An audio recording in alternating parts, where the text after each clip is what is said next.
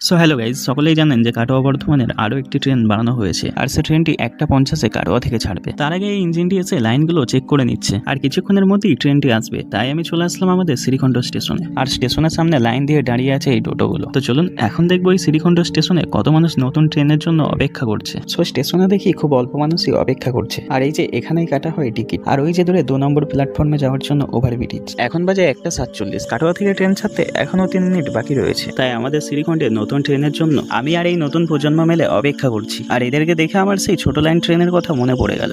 তোরা ট্রেন দেখতে এসেছিস? 10 বছর পর যখন এরা এই ভিডিওটি দেখবে তখন এরা ঠিক আমাদের মতোই নিজের শৈশবকে খুব মিস করবে। সো কিছুক্ষণের মধ্যেই আমাদের মতোই বহু মানুষ এসে ভিড় জমিয়েছে নতুন ট্রেন দেখার জন্য। আর এইদিকে ছেলেগুলো স্কুলের ইংলিশ শিক্ষককে পেয়ে ঘিরে ধরেছে। সো অনেক বছর পর স্যারের সাথে দেখা, আর এই সুযোগেই স্যারের সাথে একটা ছবি তুলে নিলাম। আর এদিকে দেখি নতুন ট্রেন হুইসেলের আওয়াজ দিয়ে দেখা দিয়েছে। আর স্টেশনে মানুষের উল্লাস দেখুন। কি মনে পড়ে 2014 সেই ডিসেম্বরের কথা, যেদিনে ছোট লাইন ট্রেনটি শেষ চলেছিল। সেদিন আমিও ঠিক এদের বয়সেই ছিলাম। সেই দিনগুলো আজ স্মৃতি হয়েই থেকে গেল। তবে দেখে অনেক ভালো লাগে। তখন আমাদের শ্রীখণ্ডের ওপর দিয়ে যেত ছোট লাইন ট্রেন, আর এখন যাই বড় লাইন ট্রেন। এই ট্রেনের সাথে আমাদের এক গভীর সম্পর্ক লুকিয়ে রয়েছে। দেখুন না, আজ এই নতুন ট্রেনের জন্য কত মানুষ এই স্টেশনে এসে ভিড় জমিয়েছে।